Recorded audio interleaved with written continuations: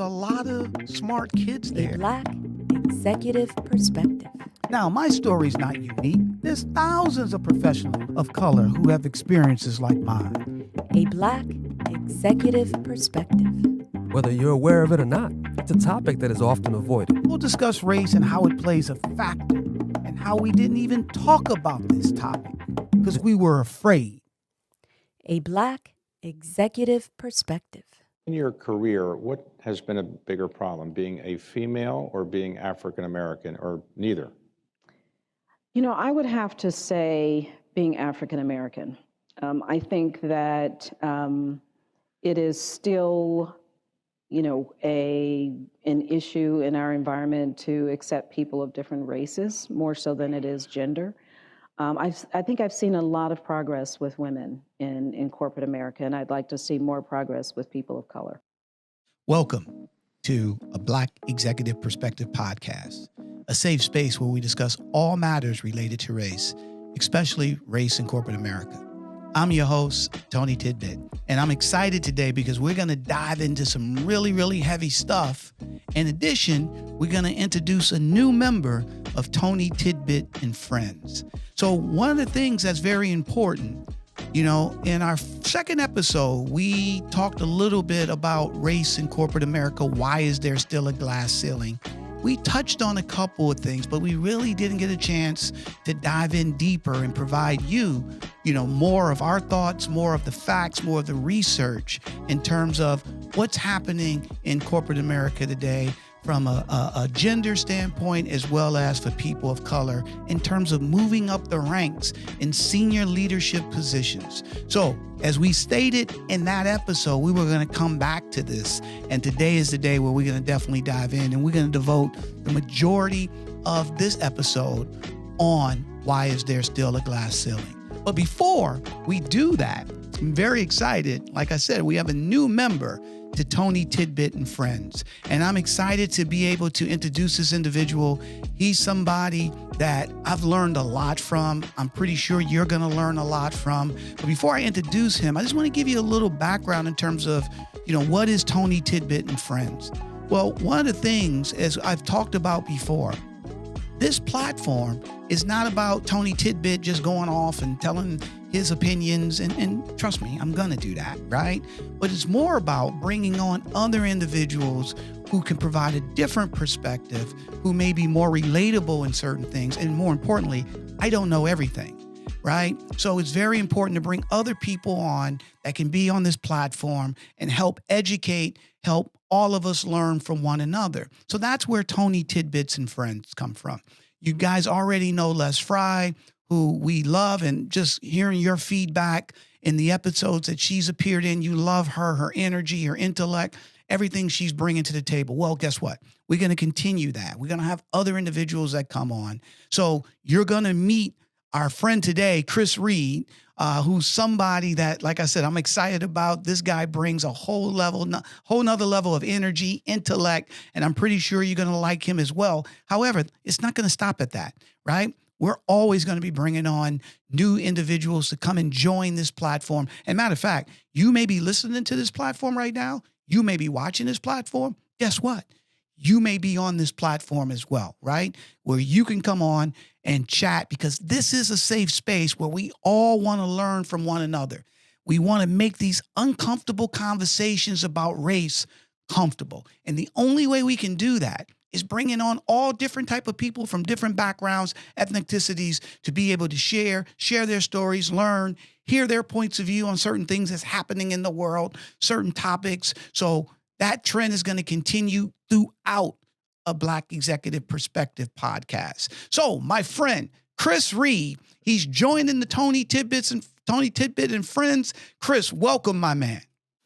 Man, thank you so much, man. Appreciate the platform, appreciate the opportunity, and just love to add, because you're doing something real magical here, and I think it's a good way to showcase, what we have going on and our voice. And so, but happy to be here. Buddy, I'm happy for you to be here too. And so just give us a little bit of your background, man. Tell us a little bit about where you're from, your family, and then why you wanted to be a part of this platform.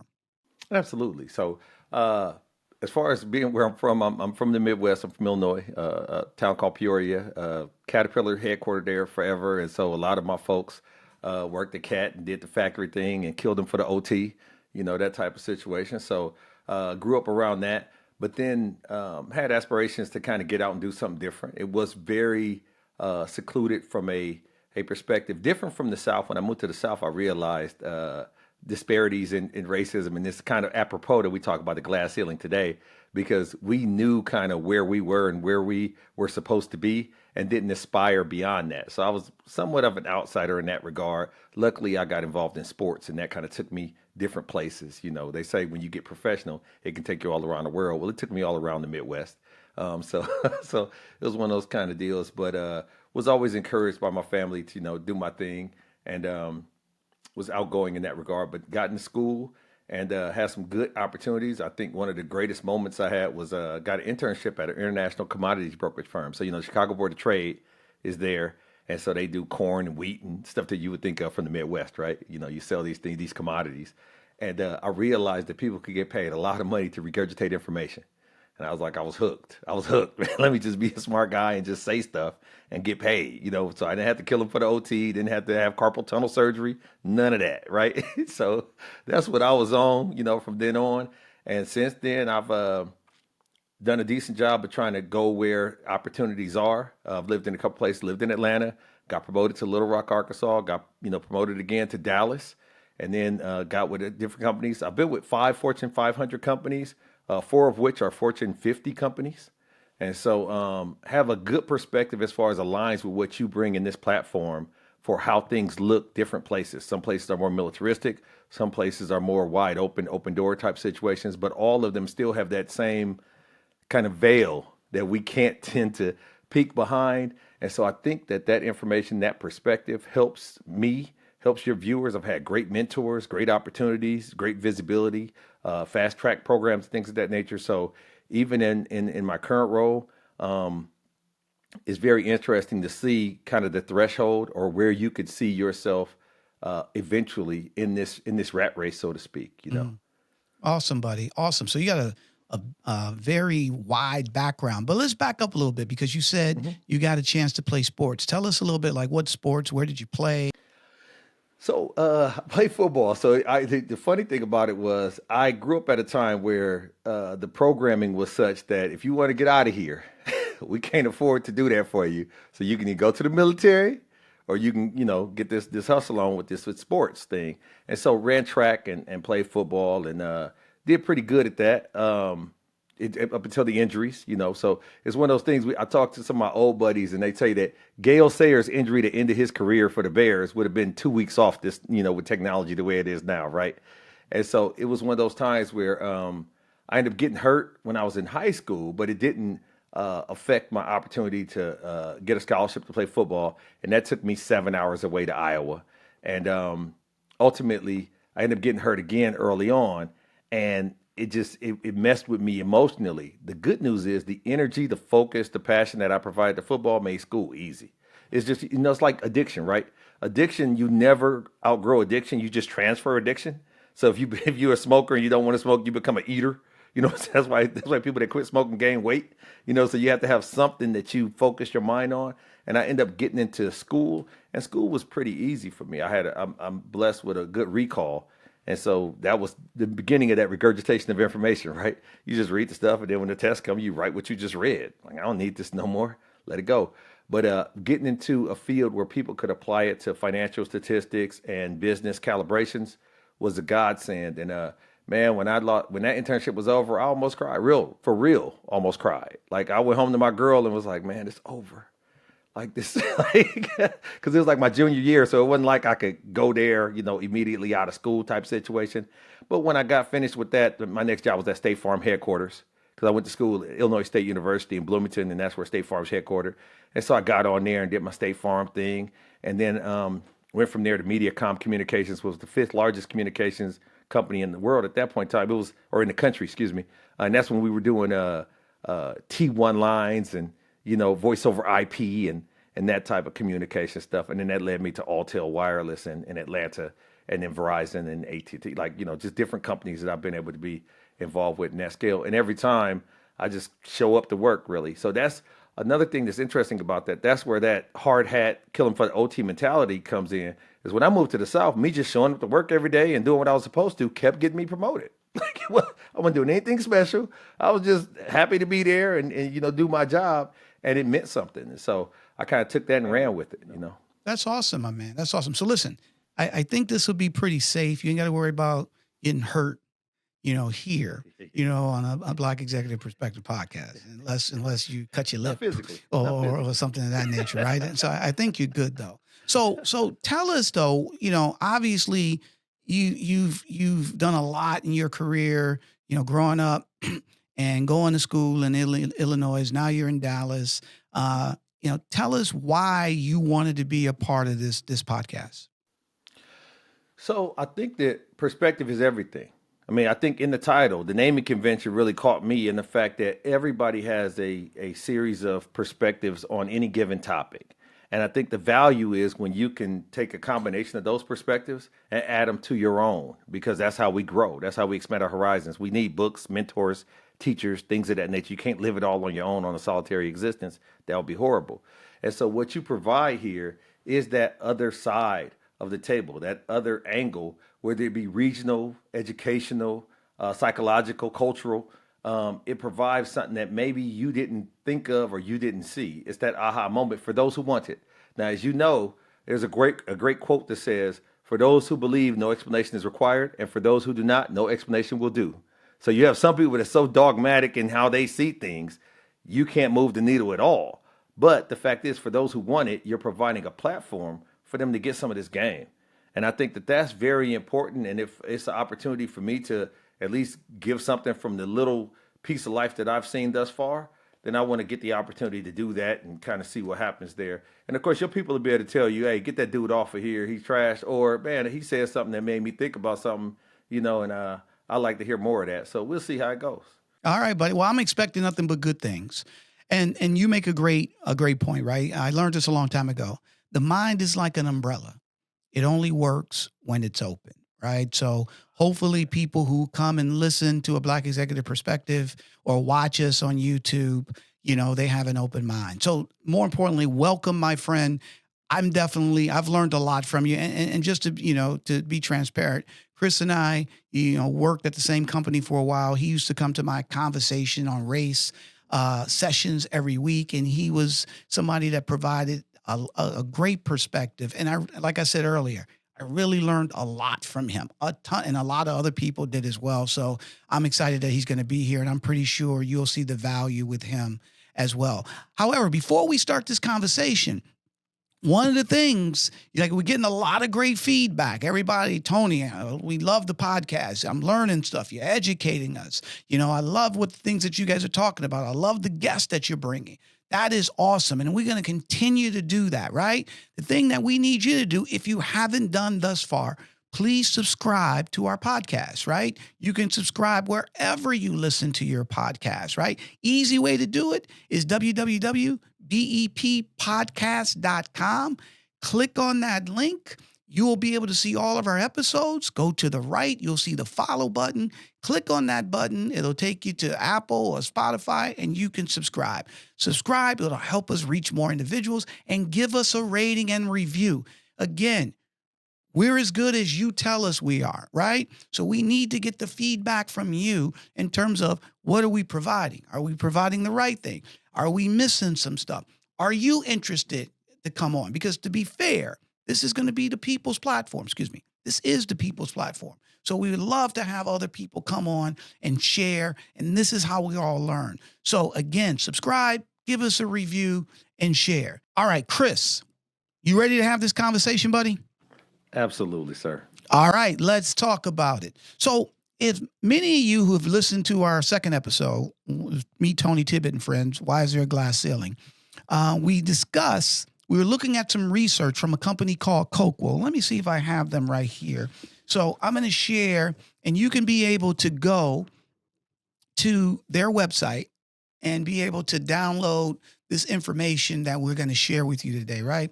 And so we're going to talk a little bit about the findings that they got from this research. So real quickly, just so everybody's on the same page, let me tell you who Coqual is. It says, we are champions of equity, researchers of culture, and creators of community who empower companies to create diverse and inclusive workforces where every person belongs. Coqual is a global nonprofit think tank and advisory group that was founded in 2004 to address bias and uncover barriers to advancement for unrepresented populations in the workplace. We produce research that is unique in depth, breadth, and rigor, tackling urgent workplace issues related to gender, race, ethnicity, disability, and LGBTQ identities. We offer concrete and actionable solutions. Our unique community, the Coqual Task Force, is made up of more than 100 member companies. These executives and practitioners are leaders in the diversity and inclusion movement. We provide them with the latest findings, events, educational opportunities, inspiration, and mutual connection. Our Coqual Advisory Group provides consulting services that include culture audits, sponsorship programs, anti-racism initiatives, and leadership development programs to help companies accelerate equity from the workplaces to the world. Okay. So as you can see, and here's some of the sponsors of Coqual, some of the companies. We have Interpublic Group, Johnson & Johnson, KPMG, Morgan Stanley, Pfizer, Unilever, and the Walt Disney Company. So we're going to go over some of their findings in this, like I said, in their research, which is saying being Black in corporate America. And at the same time, we're going to talk about why is there still a glass ceiling in 2023. You excited about that, my friend? Absolutely. Man, itching. Okay, cool. So, one of the things we want to discuss right off the bat, like, what are their findings? What are some of the things that, just from a summary standpoint, they found out? So one of the things that was in their report was that there's actually been a slowdown or a ground lost as it relates to the Black initiative or the Black opportunities when things started to become more homogenated, like people of color. Because then it was not just one door for Black folks. It became one door that anybody that had any kind of shade to them was able to get into. And obviously that creates a bottleneck, right? As it's like, think about Black Friday, right? Pun intended. Everybody's trying to go through two doors at Walmart and you got 2,000 people, you know what I'm saying? It wasn't built for that. You know what I mean? So it's one of them kind of situations where, they looked at the CEOs and your Fortune 500 CEOs, 0.8%, executives, 3.2%. These things come up and it's a glaring, when you put it to the numbers, men lie, women lie, numbers don't, right? When you put it to the numbers, it's obviously not representative of how Black people exist in the United States as far as a percentage of the population. Interestingly enough, it's not also how Black people exist as it relates to the employment diaspora. When you get down to the bottom, those numbers go up exponentially. But, at the top, you get that little point, man. And it's just interesting because that's perspective, that's opportunity. That's really getting what you put in from an education perspective, life perspective. And I think one of the things that they pulled out was that, and it's not for lack of desire. It's not for lack of ambition. It's not for lack of want. It's for lack of opportunity. Yeah. So, and I love what so I just got to back up for a second. So number one, the Black Friday thing, 2,000 people trying to go through two doors. That's a good one. So as you can see, he definitely brings a different perspective. I love it, right? The other thing, though, I struggle with because I don't know what diaspora means. So, I mean, did I say it right? Is it diaspora? I mean, what is it? So we say I'm not going to Stephen A. you on this thing, y'all. Don't worry. But, it's a makeup from a demographic representation of who's there. So, one of the things is people think that we are all the same, and we're not. This is how the criminalization of Black folks become prolific. This is how the Mexican hardworking, stereotype perpetuates. Is you can't take, philosophy says don't take generals into specifics or specifics into generals. A lot of people who conveniently like to generalize things. If you show pictures and it's studies that have been done, Tony, you've seen them, you've experimented and showed them. you show a picture of somebody and they look like this, they must have this job. And if they look like that, they must have that job. And that type of bias, that innate, understanding of comfort as it relates to who should sit where and get what benefit is a issue that is difficult, and this creates that glass ceiling. It creates those opportunity barriers that exist. Buddy, totally agree. And and that's the issue. So if you guys remember back when we were chatting in our second episode, and Les and I were talking a little bit about the findings, and Chris spoke more from a summary standpoint, but let me give you a little bit from a number standpoint, right? So representing Black adults in the U.S. at Fortune 500 CEOs, the number is 0.8% of Fortune 500 Black CEOs, just to be clear here, all right? And when we say 0.8%, we're talking 8 individuals, okay? And it is less than that, and we'll get into that now. This was when this was done a couple years ago, and to be honest, it's less than that now, right? Now, if we think about that, there have been, I think the Fortune 500 started in the 1950s. There have been 1,900 CEOs at Fortune 500 companies. There have been a total, and I got to look at my research, but I believe a total of 12 Black CEOs. Okay? Now, in 1964 is when affirmative action was created. And it was created to make it a more even playing field to get more minorities in corporate America, in not just corporate America, but also from a business standpoint, whatever the case may be. Now, and then if I remember correctly, and I could be wrong, I think it was 1963, 62, we can look it up. And then a year later, they added women to the affirmative action. Okay? Now, here's the kicker, and this is where Les and I got into it a little bit, because she was saying, hey, when we were fighting for civil rights, we were fighting for everybody. I'm not disagreeing with that, right? However, who's benefited from the civil rights legislation, and let's just say affirmative action, okay? So there were 0 Black CEOs at Fortune 500 companies in 1964. I don't want to, and I may be wrong, I don't think there were any women either. Okay? We can look it up. You can look it up online. Email us. Tony, you were wrong, but I don't think so. Now, there are 44 women CEOs at Fortune 500 companies. Okay? And to be fair, they that could even be disparaging, right? Should they, that's still 456 that are males, right? So that's not, it ain't nothing to jump up and down for, right? There's still an issue there. However, think about it for a second.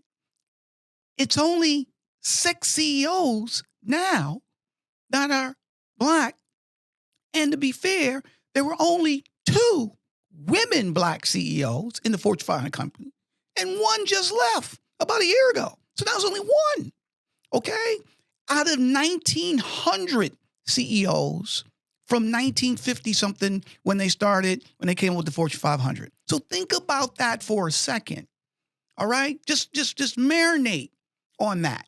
And we're going to dive in deeper and provide more research. But this is what Coqual is saying, right? When we look at executive and that's, I'll be honest with you, that's abominable. Because at the end of the day, to say that there are not enough African Americans, male and female, that could not run a Fortune 500 country is asinine, okay? That makes no sense, okay? However, let's keep moving. Executive senior level officials, managers, 3.2% that are African American. Professionals, that's 8%. And then college degree holders is 10%. Okay. So now some people could say, well, wait a minute, Tony, at the end of the day, what? Every position, there has to be Black people, there has to be this, there has to be that. What? No, right? No. The population of African Americans here in the United States, depending what census you read, is 13%. Okay. So at the end of the day, nobody's saying it should be 50%. It should be at least 10, 12, 13% based on the population. When you have 0.8%, guess what? That legislation that was put out from an affirmative action standpoint, it didn't work. And people were trying to destroy it from day one. And if you look at the numbers, it really didn't work. So, and I'll challenge you in saying that it didn't work for us because if you look at the legal statistics, more lawsuits were filed by white women to get opportunities, to get foots in the door than anything else. And a lot of that success is going because you have a white man at home to back you up, to go to the country club and say, hey, my wife should be on this board or doing this thing or that thing. And so it became a coalition type movement because you don't want to have to go home as a married person. I don't want that smoke either. So anything that she wants, I'm going to try to grease the wheels and get it figured out. And it helped move the needle for them to hit this 44 because they just didn't want these problems at home, to be honest with you. But that feminism, that liberalism, that really helped move it. And they piggybacked on affirmative action. So even the sentiment may have been, we thought it was for us, or we thought we could benefit from it based on how it was sold, but it absolutely did generate a needle move for women. Now, from a wages perspective and all that, they still got some making up to do. But the fact is, what happened for them, we thought would be the same residue that would happen for us. And for whatever reason, that wasn't the case. We were wrong. But that's what it was. So let me push back a little bit on and I know what you're saying, but let me just push back a little.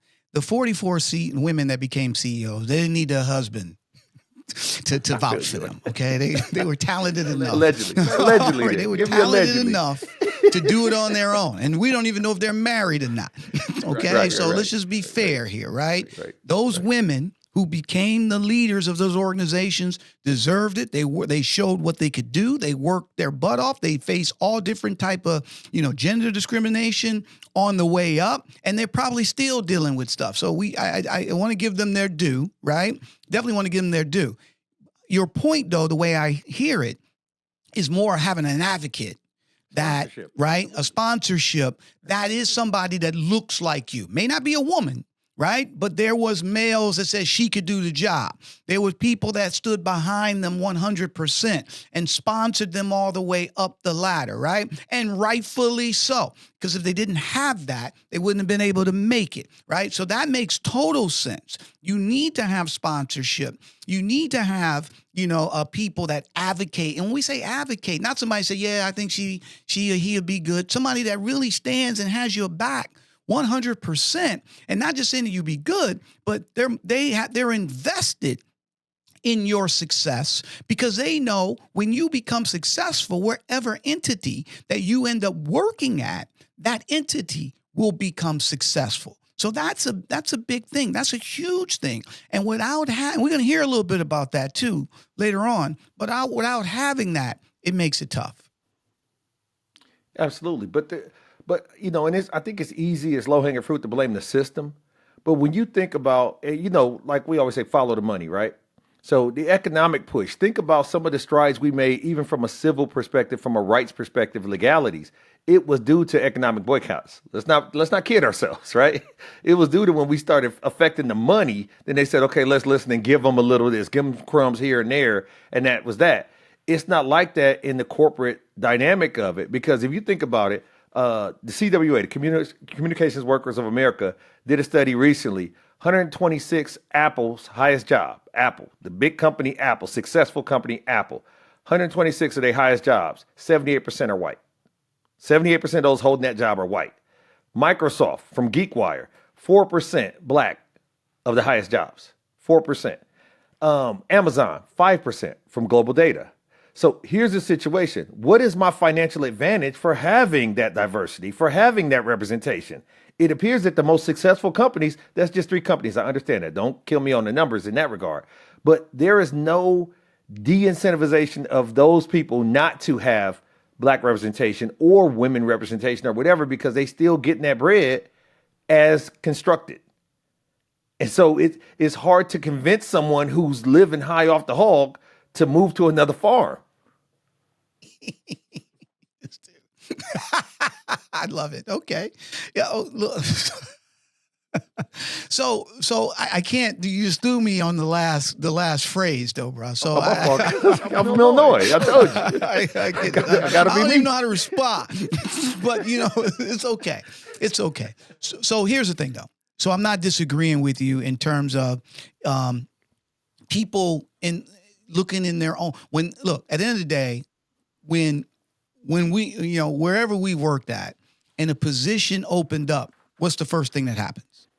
When a position opens up, they usually say, "Who do you know?" Right? They go to people and ask them to look into their network in terms of people that they know that would be a good fit. 9 times out of 10, most people think that when you send them put an application in through the front door, eventually you get, no, 9 times out of 10, that don't happen. All right. They start with the employees first. So that's no different on that level. They basically, so if you don't know anybody of color, if there's nobody in your network, you ain't gonna recommend nobody, right? That's just that's the first thing. That's the bottom line. So if you don't have a diverse set of friends or a diverse set of professionals that you work with, and then a position opens up, right? And then to your point, now taking your point to the next level, if only 4% of people at the company are of color, and or 76% of the people at the high paying jobs at the senior level are white, and guess what? They say, hey, we just got this new COO position, or we need somebody that's going to be a controller, or we're going to need this. Who do you know? They don't know a bunch of other diverse individuals, so they're going to keep that cycle of people that look like them coming through the door. Does that make sense? It does. It does. The issue with that, though, is it takes a brave person. The one thing I've experienced, even at all these companies I've been in, if I see a person of color in a high-level position, it's because of attrition. Like, they fought a war of attrition. They've survived. They get my respect off top because they've survived so many people trying to get them out the paint. You know what I mean? They've survived and made it there. And I give them folks a salute and a conversation if I can. So I'll pay for lunches and everything just to glean. How did you make it through the gauntlet? Right. Real talk. Because the fact is this, when you get to those positions, especially where we're from, I'm from a city, you from Detroit, right, exactly. You know what I mean? Right. So a lot of it is, man, I remember we used to go to Missouri down south when I was a kid, and I used to always get teased because I talked like TV, right? Like, they had they little slangs, colloquialisms, this, that, and I spoke like I spoke. I said, you talk like TV, because that's how Walter Cronkite and Ted Koppel and them, right. I spoke like them. But the fact is, you have to create a sense of comfort in order to be in those circles. You got to go to church with these folks and go to the golf club with these folks, and you got to go out of your element. Even through the educational process, you have to go out to a PWI. You have to go out of your element for them to even get exposed to you in that regard. So these people have had to leave a little bit of themselves behind in order to make it to that upper echelon, that next level. I won't call it upper echelon because it's no better. But in order for you to get to that position where they see you, they got, and we like to call it, me and my fellas, they like to see you in shorts, right? They like you got to go to the pool parties and all this other stuff, so they feel like they know you as a person. But, it's a great distinction between that and parading and giving up kind of who you are culturally, because you can't take what we do where we from there. That like they say in Texas, that dog don't hunt. And so you are making you're mitigating some type of aspirational goal for loss of some self. And it's a good thing, and it's required for the next generation. That's the thing about this journey. Right.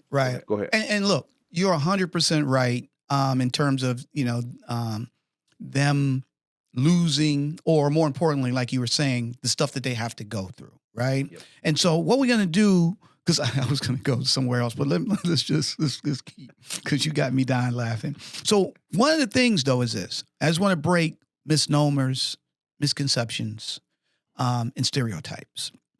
So one of the things here in Coqual, one of the things that, and going back to what you said when you were saying one of the reasons why you wanted to come here and be part of TonyTidbit and Friends on a Black Executive Perspective is that, you want to share perspectives, you want, and try to reach people that have an open mind, right?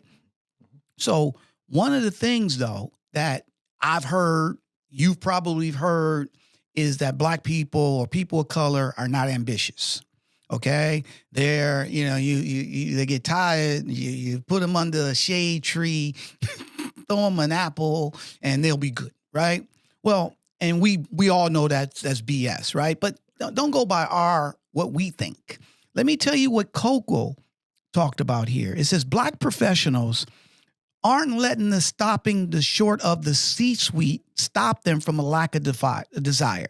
We find that Black professionals are more likely than their white counterparts to be ambitious in their careers and to aspire to a top job, right? So people are not coming in and I got a nice position, I'm good, I'm just going to sit here and chill. No. They're willing to do and put in the work, and they're ambitious. They're coming in aspiring, to be at a top level. Okay, they go get their master's degree. Some of them have PhDs. They go to business school. They're not doing that because they ain't got nothing else to do. To your point, backing up, they know the higher they move up in corporate America, the more they're going to be lonely, and they're going to have to give up part of their, I don't want to say identity, but back to your point, they're going to have to, they're not going to be in a comfortable situation. They're going to be hanging on going out to parties or being boardrooms with the majority of people that don't look like them, and they're willing to do it. Okay. So at the end of the day, this has nothing to do with lack of ambition. It has nothing to do with lack of education. It has nothing to do with lack of intellect or lack of desire. It has to do that there's a ceiling that is put on them, okay? And at the end of the day, this ceiling stops them in 2023 from moving further up the corporate ladder, even though they're highly qualified, highly intellect, understand business practices, represents a diversity group of individuals here in the United States, can provide more diverse of thought in terms of how to reach people, business mechanisms, the whole 9 yards. They just don't get the opportunity. Let me give you something that was given to me gracefully. I had a guy, he was high up in the company, a brother that was a mentor. And one of his advice to me was gain more mentors and things of that nature. And he put me on, once again, sponsorship, right? He put me on from a mentoring perspective with a white executive. And me and him got cool enough to where he was candid enough with me to say, one of the things that he's talked about or heard about in his circle was the fact that Black executives can create a sense of not inferiority, intimidation. Because what you do know about us is if we sitting in one of them seats, we done did the damn thing. Like there is nobody that's cousin or nobody, no nepotism, no nothing. We absolutely checked off all the, if I'm the president, I had perfect attendance. I went to Harvard Law. I did this and that. There's no scandals on my name. I didn't have a parking ticket. We got to be so great to get the same thing. But when we get in there, even at junior levels, right? The C-suite levels, it becomes intimidating to people who didn't measure up or didn't have A's in school and this and that. And when you start articulating, show that, because you're doing it as an audition to show you can do more, be better, be higher up the rung, right? But what happens is the emotion of the people that are around you tend to see, wait a second, he's or she's embarrassing us. She's running circles around us. The only fairness, meritocracy that exists is in sports. Because if I can shoot, I can shoot. I don't care what color. If I run fast, I run fast. It doesn't matter what color. But it's not a situation where, and I talk to Africans, people from Africa about this. They are so disillusioned with corporate America because I had better test scores than this guy. I was magna cum this. I was whatever. And even when we get in here and talk about the job, this dude is dumb as hell. Why is he ahead of me? Why is he? And they can't rationalize how it's not a meritocracy. It's a political, ecosystem. And those are the reasons why when it's subjective like that, when you don't have to take a test to be the CEO or take a test to be the COO, it's always going to be difficult for us because then they could just move the goalposts or create new rules. There's not a prescription to say, Tony, if you did this job, you would end up here. Right. No way. It never happens. And every time we start gaining ground, let's just move the goalposts. Right. Now I just spent 2 years on a sabbatical doing something that you said was required. And that ain't even, I got a Six Sigma, certification. And now we don't even do Six Sigma here no more. Right. Right. You know what I mean? Well, so it's that kind of stuff too. yeah, it doesn't matter, right? 'Cause at the end of the day, if they see the value in you, they would promote you, right? I want to give you the antithesis, because there's some people believe that black people or people of color only got promotions because they're black, okay? Because some quotas needs to be filled, and they eliminate all the accolades, all the achievement that they did to get those positions. All right, because at the end of the day, they only got it because they were black. I got to tell you the story. Seriously, so when Denzel Washington won the Academy Award, when he did Training Day, right? And my boy and look, I like Denzel, but what's his name was up for it too. What's his name? He was Gladiator. Russell Crowe. Russell Crowe, right? Great actor, right? Russell wins. I mean, Denzel wins. First thing, he got it because he was black, right? Not that he a great actor. None of that. It doesn't even matter. That's the go-to, okay? So to your point, when you see somebody that's up a higher level, you're right. They didn't do nothing. They checked every box. They worked hard, blah, blah, blah. But at the end of the day, the outside world says, nah, they didn't do nothing. They got it because they were black. And here's the kicker. Coqual says this, right? While nearly 2/3 of black professionals agree they have to work harder than their white colleagues to advance in their careers, very few white professionals see it that way. Most white professionals just aren't educated about or aware of this reality. So they don't see that this person jumped through a million hoops. They got to go through here, this and that, the stress, the whole 9 yards. They're working their butt off. But when they get promoted, nah, she didn't do nothing. She got the promotion because she was black, right? And that is real. And we got to break that. Because at the end of the day, when my white friends get promoted, I don't hear nobody saying, he got a job because he was white. All right? You don't hear that. She got the job because she was white. You don't hear that, right? So it's always about, they were really smart. All right. I'm tell you why he got that job. He was smart. All right. Oh, if I got a nickel for every time I heard somebody say somebody got promoted because they were smart, and then 6 months later they fizzled out, I would be a rich man. Right. Oh my gosh. But how do we graduate from accepting the black tax?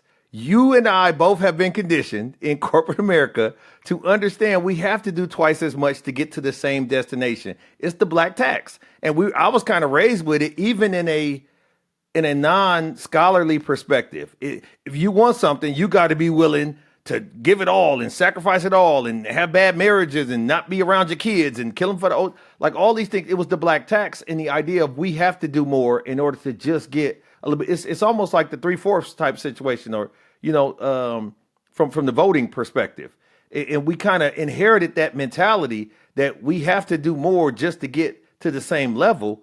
And unfortunately, the people I know that are in certain roles, they just have absorbed it and accepted it. Like, I know I have to this and that just to whatever. Whereas, white folks, I want to see your badge number. I want to talk to somebody. You get a lot of Karen action going on when they feel that this is not justified. They want to talk to someone. They want to see a manager. We just don't want no problems. You know what I'm saying? We just don't want to lose this job. You know what I mean? Exactly. Here's the kicker. So we talked about earlier how there were 8 black CEOs, right? And we said 2 of them were women. We talked about in just last few minutes, all the things, you brought it up, all the things that individual, to make it to that level, what they have to go through, right? Now we're sitting here, we're giving our opinions, okay, which that's what we do. However, we're going to play a clip.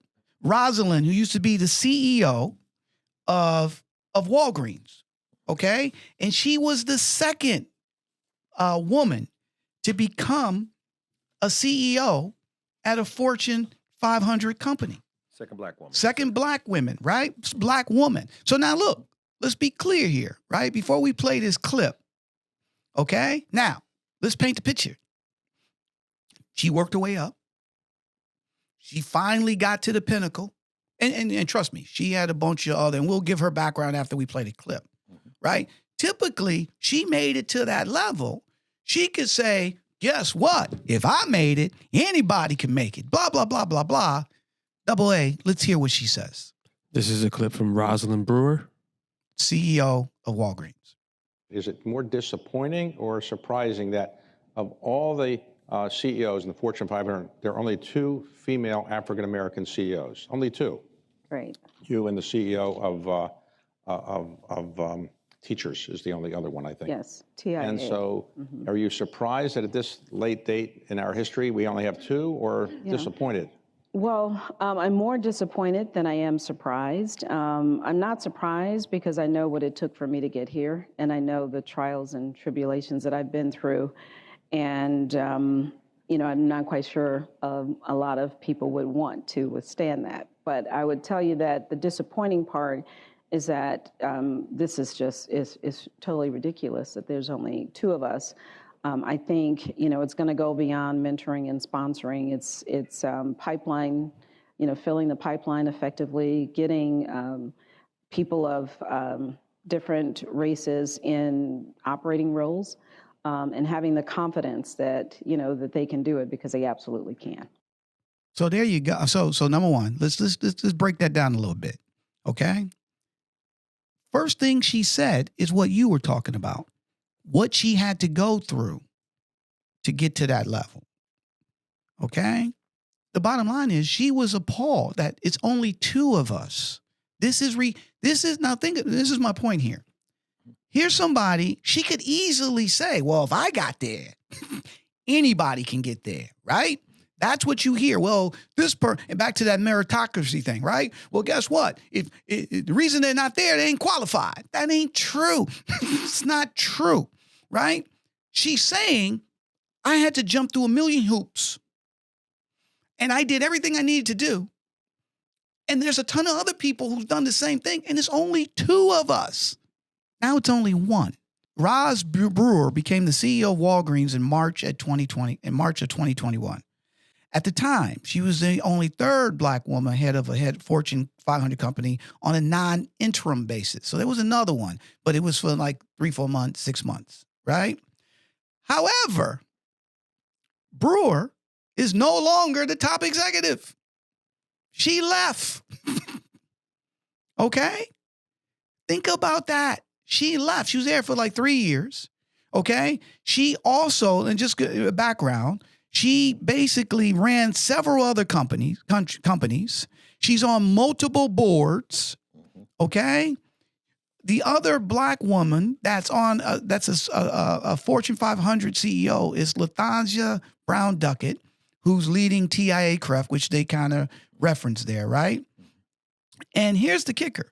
This is out of Forbes. Forbes says the recent ousting of Brewer confirms our research findings that women of color face higher expectations when it comes to performance and steeper cliffs when analysts and the media judge their missteps. Okay? And this is Alexis Smith Washington, who basically chairs the Oklahoma State University Business School. Much of the success in these roles rely on maintaining the trust of these stakeholders. Black women are too often seen as risky bets by those who make the calls on leaders. There is simply less room for error when Black women are at the helm. So this is back to that meritocracy, that subjectivism. The scrutiny is so much higher because of the tax. The tax is higher. The Black tax is higher. The scrutiny is higher. And another thing, you have to think about this. Not sure you've seen it in your career. I've seen it in mine. Why aren't you satisfied? Why aren't you? You're dictating my ambition, right? Because you're saying she was at Starbucks and she was the chick there. And basically the conventional thought amongst others is that's good enough. Man, be cool. You know what I'm saying? Stand down. And when you have that ambition, you have that drive, and you want more for yourself, for your family, for your legacy, for your lineage, you are over ambitious. You want too much. You're out kicking your coverage, right? And so that type of mentality is also something that affects us in the fact that you are already the best, the richest. You're already in my neighborhood. You're already whatever. You're catching up. You're already past my kid or past my brother. And so therefore you need to kind of calm down before you pass me. And that type of insecurity is why this thing perpetuates. That glass ceiling is based off a lot of psychological insecurity. It's not economic, because once again, we can do it. But the problem is, if you did a financial accounting or forensic perspective on all CEOs, there's been numerous missteps. I was under one at AT&T that just kept making missteps and kept his job and kept getting bonuses because he was allowed the latitude to cook. Exactly. And you in the kitchen checking every recipe when a black person get in, like, what's in that? Let me taste that. Like, man, let me cook. You do not get second chance. You have to be perfect, right? And Walgreens said, hey, we're going in a different direction. We're focusing more on healthcare side of the business. Our board and leadership team will intensify our focus, blah, blah, blah, blah, blah, blah, blah. It says that CNBC says Walgreens shares are down more than 32%, which is partly attributed to declines in customer demands for COVID tests and vaccines. If you want to keep, to your point, if you want to keep somebody, or you, to your point, you want to give them latitude to, things were going great. Now it took a downturn. Let's give this person a chance to get us out of this situation, right? There's none of that, right? And look, we haven't been CEOs, but we both experienced this in our careers, right? Where you have a fear. If I mess up, that's it, okay? Now, let's hear what Rosalind says, because Double A, he asked her a great question, a good follow-up question. So let's hear how she answers this question. In your career, what has been a bigger problem, being a female or being African American, or neither? I would have to say being African American. I think that it is still, an issue in our environment to accept people of different races, more so than it is gender. I think I've seen a lot of progress with women in corporate America, and I'd like to see more progress with people of color. Flat out, right? She could have easily said, hey, listen, she could have said, hey, being a black woman is really, blah, blah, blah, or, this and that. Flat out, being African American, right? And this is somebody who went all the way up to the pinnacle of success and being a CEO of Walgreens. And she's saying flat out, for whatever reason, when it comes to people of color, there's issues, right? Now, is women all squared away right now? No. You spoke a little bit about earlier, there's still pay inequities. There's still things that women deal with. However, from a gender versus a color thing, it's a lot different. Absolutely. And I think that if you even look at, when you guys listen to this, I would advise you to rewind it, listen again to the tone. You can see in her tone how disappointed she was in that second question. First question, she was ready for that, like whatever. But I think reflectively, she was thinking it back and thinking, man, it's sad. And she had said, point blank, it's sad and it's ridiculous. But the tone was that it's so disappointing that that's the case, and it's due to lack of opportunity. The difference between a star and a superstar is opportunities. There's players in the NBA that could shoot that thing, but the plays ain't drawn for them. It ain't no shots, right? So they know when I shoot, I gotta go 80%. So you got volume, they get the opportunity to be volume shooters. And it's not even in the ascension to the pinnacle of the organization, it's in the path.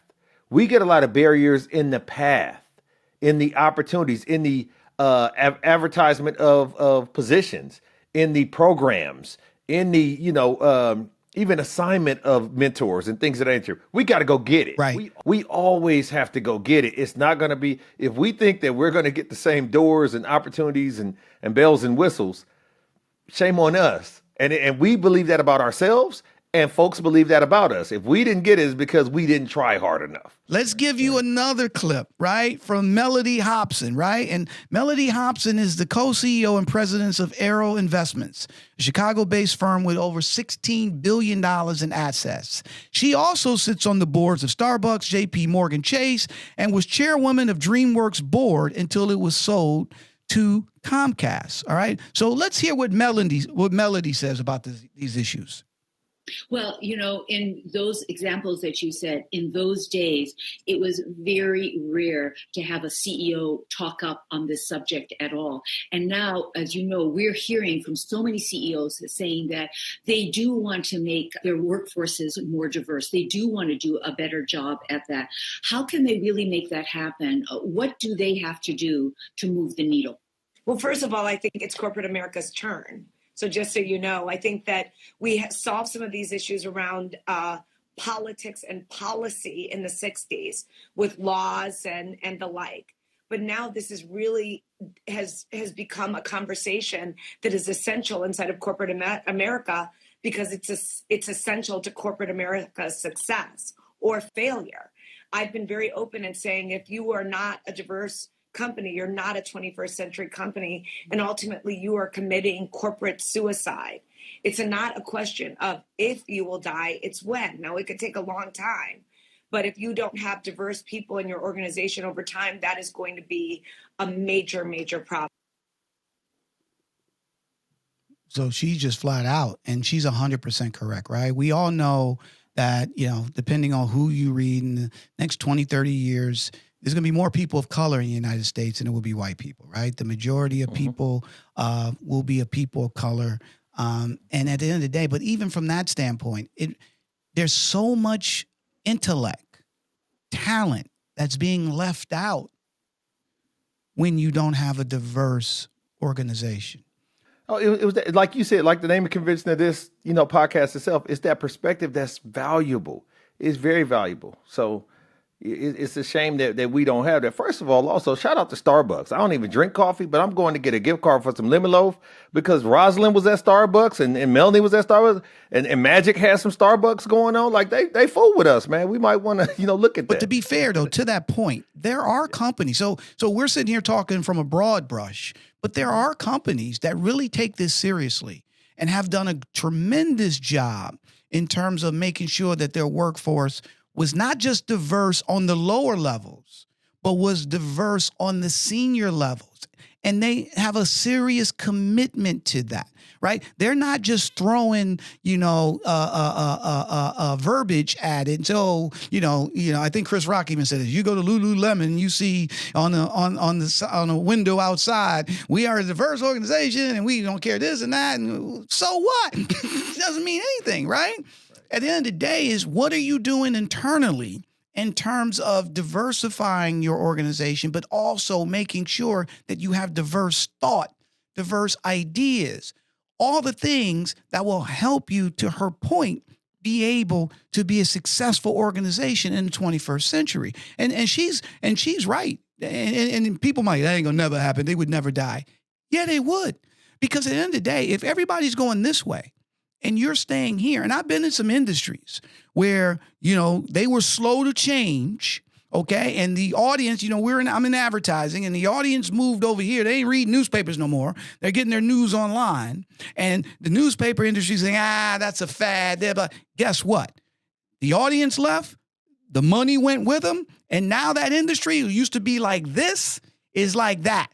All right. So you can make a huge mistake and don't pivot and don't follow what's happening from a business standpoint in terms of your customers, your audience, and the whole 9 yards, and miscalculate. And it can definitely affect you. OK, but she's right on point. How there's a ton of research out there in terms of showing from a business standpoint that by having a diverse organization, helps the bottom line, right?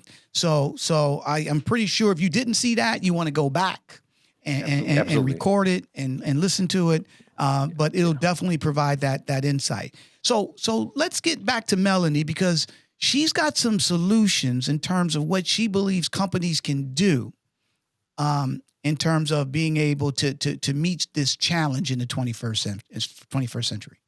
What do you say to those CEOs and business leaders of what they have to do to bring about real change? What would you like them to see? The key one or two things? There are three things. So we talk about the three Ps at our Black Corporate Directors Conference, where we bring together corporate directors from Fortune 500 companies who are Black as well as Latinx. And we say to them, we want to make sure the civil rights agenda is also in the boardroom, because we think that is a part of your fiduciary duty and ultimately leads to the enhancement of shareholder value. So there are three Ps. People, first and foremost, if it matters, it counts, start counting. And what I say to people over and over again, math has no opinion. You can be very emotional about this if you have data. And so the data should start from the top of the organization, the board level, all the way down to all levels of the organization, count by ethnicity. No multicultural umbrella with everyone under one heading of race and gender. Count by Black, Latinx, Asian, etc., to see where you're over or underrepresented. So that makes total sense, right? Break it up. Look exactly where you are. Don't just have white and other. Break it up in terms of all the different ethnicities. See exactly what that percentage looks like. And I love the thing when she says starts with people, because that's basically what it comes down to. Absolutely. But you have to have companies that's willing to lead from the front and let you in to see the books. A lot of companies are not going to open the doors and allow for those type of, they have internal departments that can skew the numbers or make them look a certain way or whatever the case would be, or give you enough to keep them in a good light without giving you, the unabridged version. And so it takes a brave leader. And more often than not, it's somebody with a diverse mindset that's already on that path, or somebody that is representing that diaspora, right? That can say, you know what, we do a good job and we're proud of ours here. So open the doors and let them in and let them, pull these numbers. But I fear that it may be hard pressed to get that without some type of sanction or some type of governmental scrutiny. In order to get these government contracts or this or that, you got to have, and that's the thing with publicly traded companies.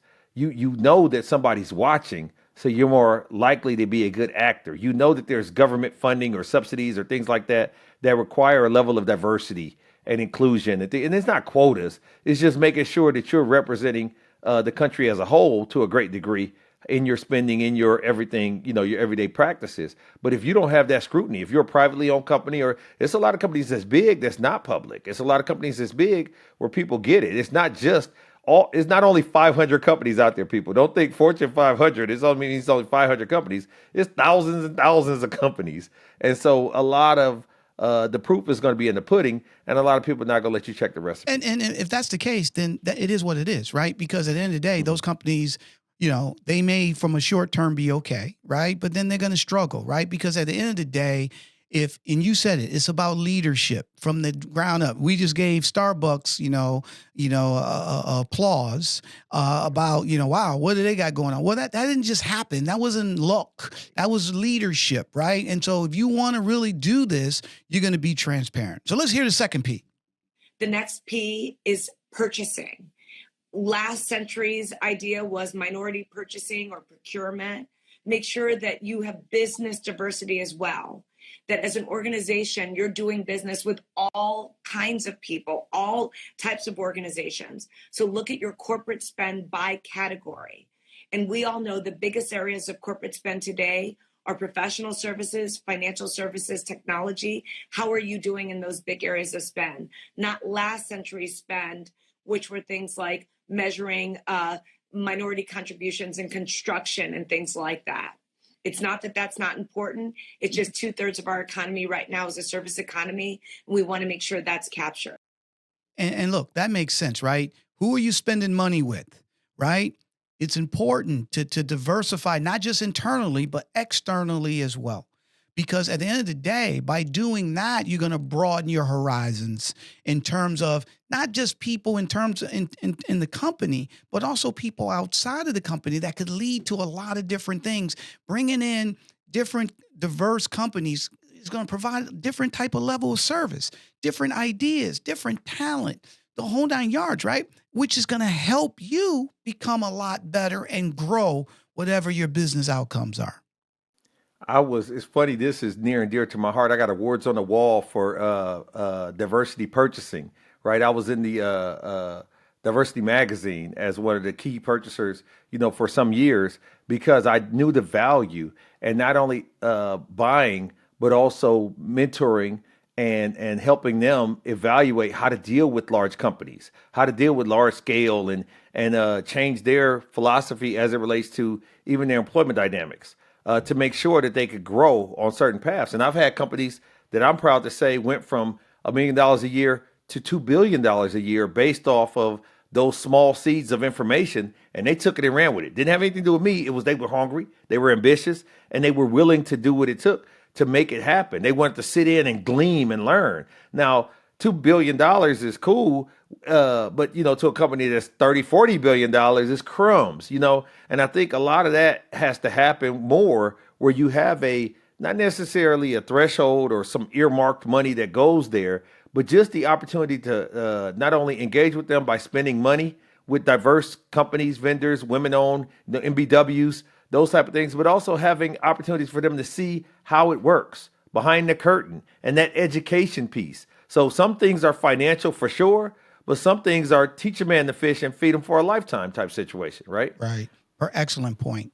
And then let's hear her final P.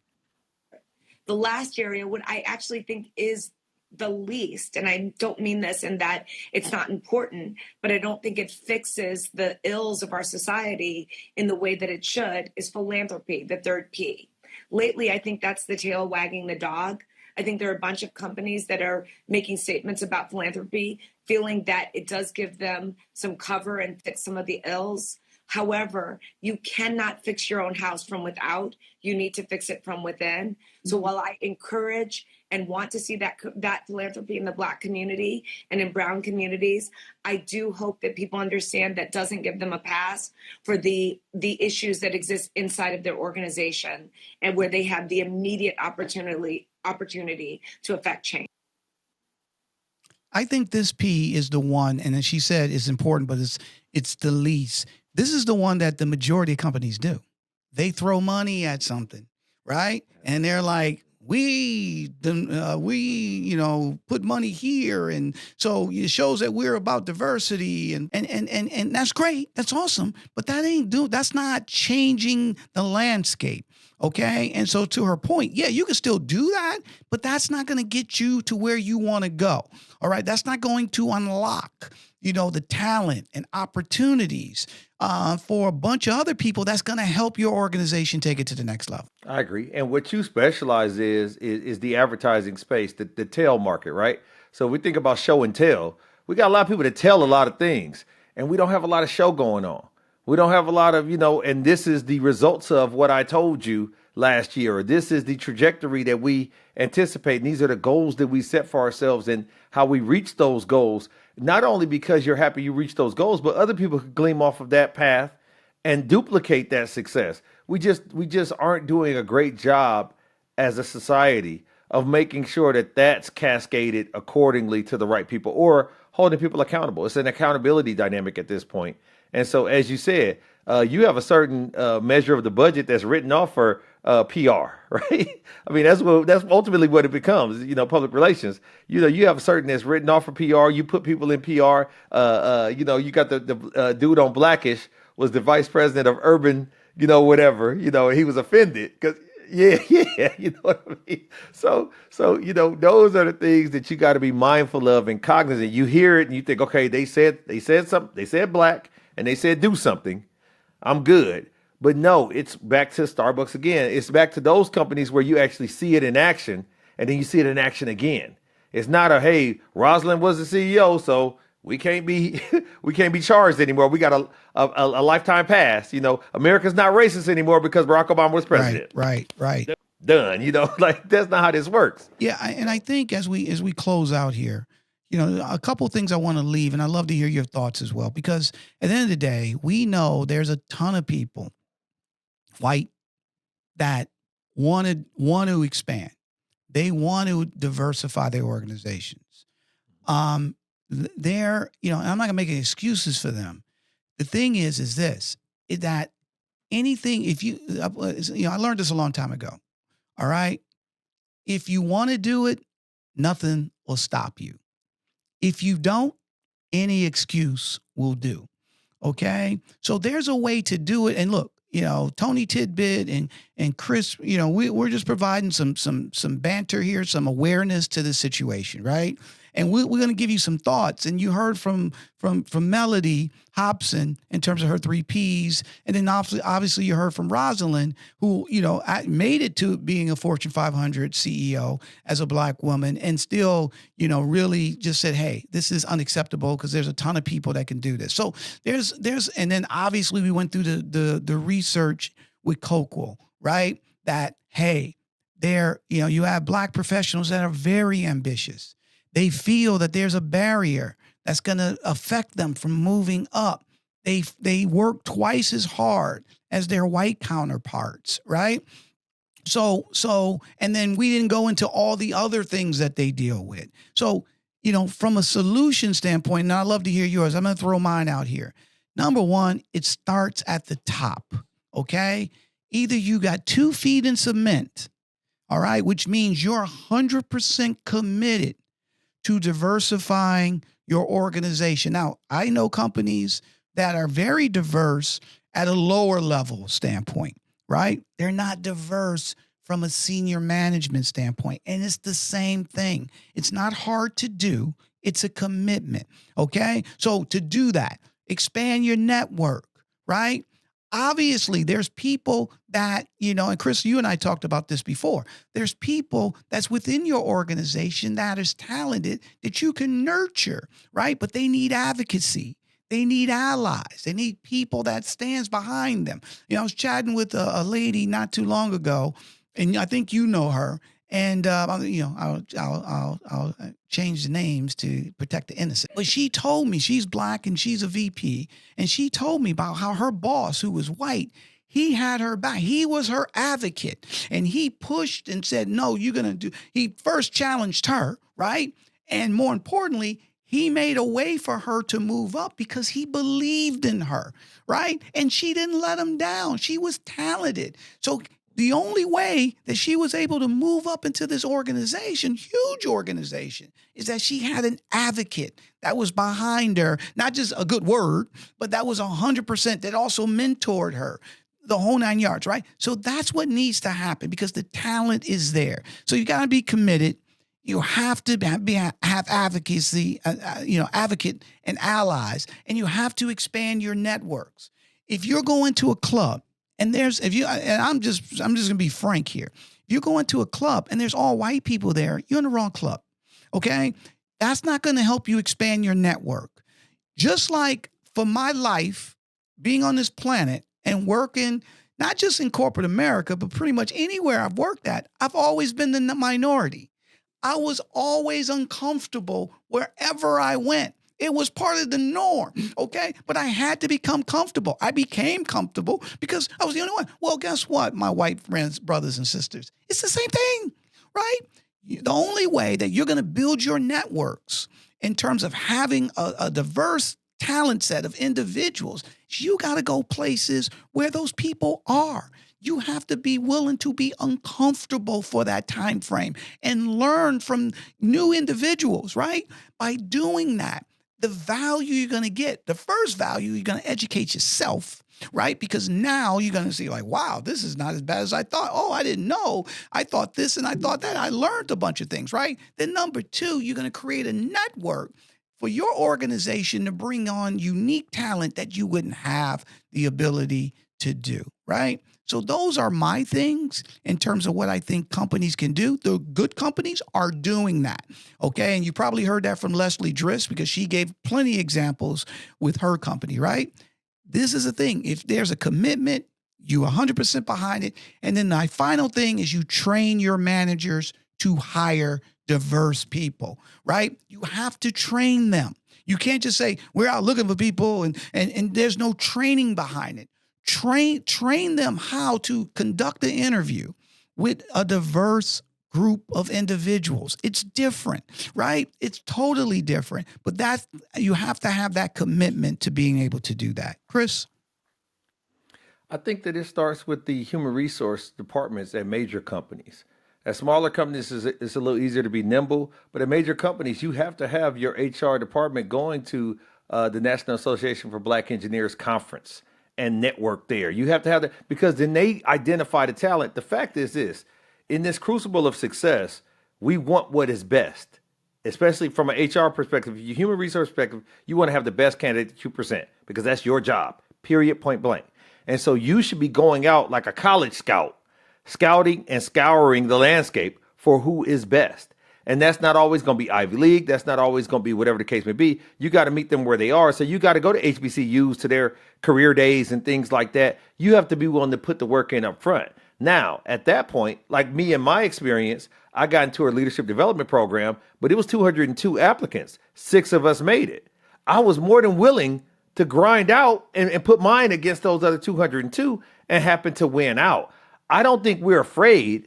I don't think we're, underestimated from an ambition perspective, but we need those platforms to say, hey, you have a responsibility to create a fast track program or a development program, and you identify these folks, and then you let them go in and do what it do. And you let them kind of figure it out at that point. A lot of companies don't have that platform, that mechanism in place. They just let the suggested individual get the opportunity and see what happens. And as you stated, more often than not, people fizzle out. They hit the Peter principle, right? You get promoted to your level of incompetence. But then it's like, okay, well, let's try it again because I can't rationalize somebody like me not being able to do what I did 10 years ago.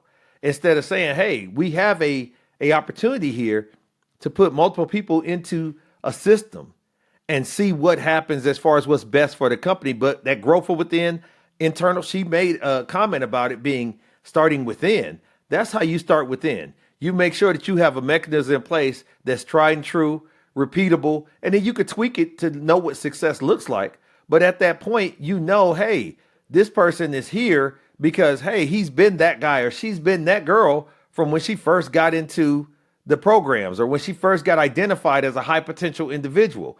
We absolutely have a lot of high potential Black folks, white folks, brown folks, whatever the case may be, but that identifier makes it different because now they're looking.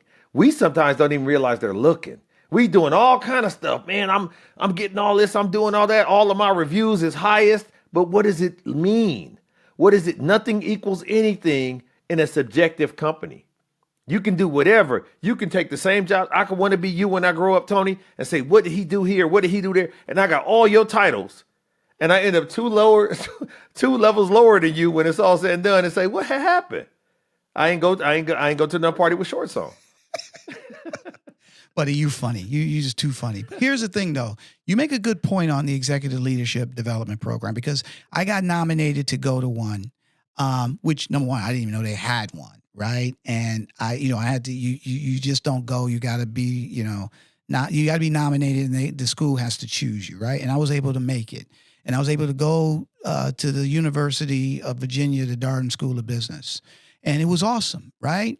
And that's something I'll never forget. And the people that I met there that was so talented, right? That I learned a million things from them. They learned things from me. But when you have a company that sponsors you like that makes you want to stay at that organization. That makes you want to grow in that organization. And that's an investment that the organization does to their employees that ends up paying back later on. And the next thing you know, this person now is CRO or COO. And now they're running the company, right? And the employees of the organization need to see that because they can say, wow, we're developing our own, and this is a place I want to stay. I'm not looking to go anywhere else because I have a really good chance here to move up because the company is invested in its people. So totally agree with you. And listen, we're going to end out here. This has been my buddy for the first Tony Tidbit and Friends podcast that we did today. This was awesome. I loved your energy. I loved your intellect. I didn't understand a couple of the words, but I got it.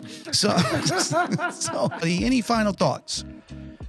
I think that if we just understand that if we can summarize and try to put ourselves in other people's shoes and try to look at it from all angles, not just our angle, not the oppressive angle, but sometimes the angle of the oppressor, you can get so much further in how you move and how you navigate.